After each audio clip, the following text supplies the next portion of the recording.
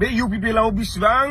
well educated high qualification दङ ना लेखा गोरों गोरोंफोर नोंसोर बे सार्टिफिकेटखौ बिसिनानै लादो जाम्बा मूर्खफोर खुलुमबाय नोंथांमोनखौ बयखौबो welcome to Ramas official YouTube चेनेलाव नोंथांमोनखौ फिन खेबसे बराय हरनाय लानाय थानाय जाबाय दायो आङो नोंथांमोननि खाथियावहा मोननै भिडिअ क्लिप लाबोनो थांगासिनो आरो बे मोननै भिडिअ क्लिपआनो जाबाय फार्स्टआनो जाबाय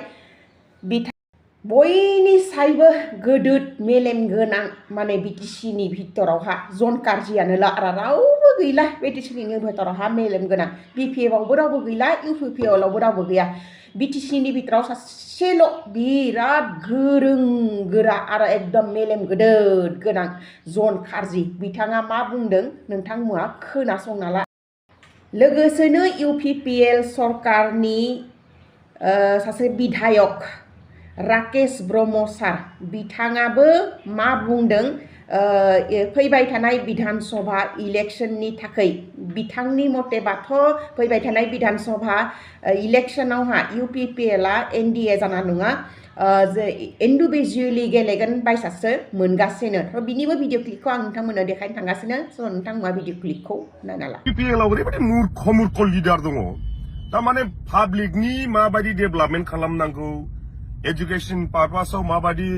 डिसिजन लानानै रायलायनांगौ माबायदि डेभेलपमेन्ट खालामनांगौ बिनि जेबो एजेन्डा गैया माबा टफि लानानै एजेन्डा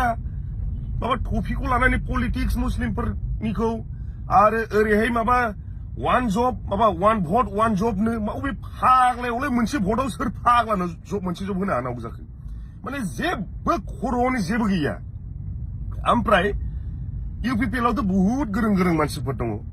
वेल एजुकेटेड दङ लेखा गोरों मानसिफोर दङ बिसोर मा जाम्बा नामा दिनै बे राजुआ जि बुंदोंमोन जे सासेल' देरहाबाबो सरखार दागोननो बे नोंसिनि क्वालिफिकेशन सार्टिफिकेटखौ बिसिना लाजोबदो जाम्बाफोर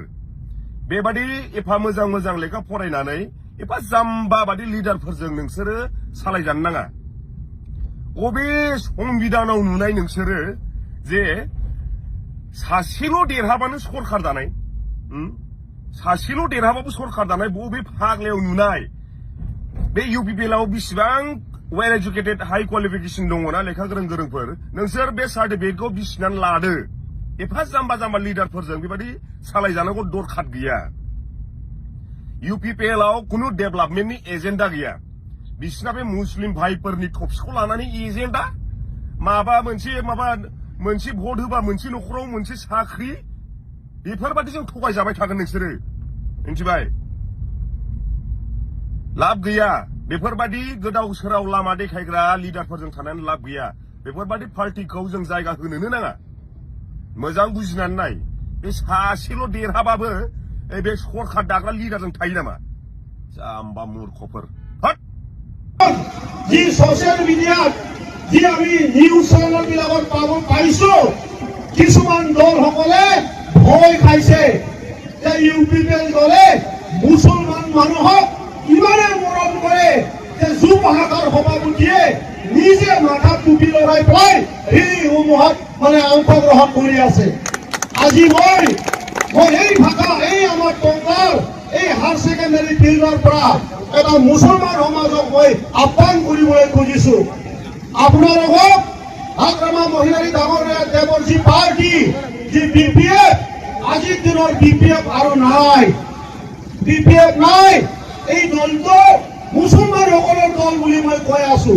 গতিকে আপোনালোকে প্ৰশ্ন সুধিব লাগিব যে যি ধৰণৰ আপুনি আমাৰ পৰা ভোট লৈ পেলাই চৰকাৰ কৰিছে বিটিচিক আজি আপোনালোকক আমাক মাটিৰ পাত্তা দিম বুলি কৈছিল কওক আপোনালোকে প্ৰশ্ন শুনক আমাৰ আদানী চৰকাৰৰ দ্বাৰা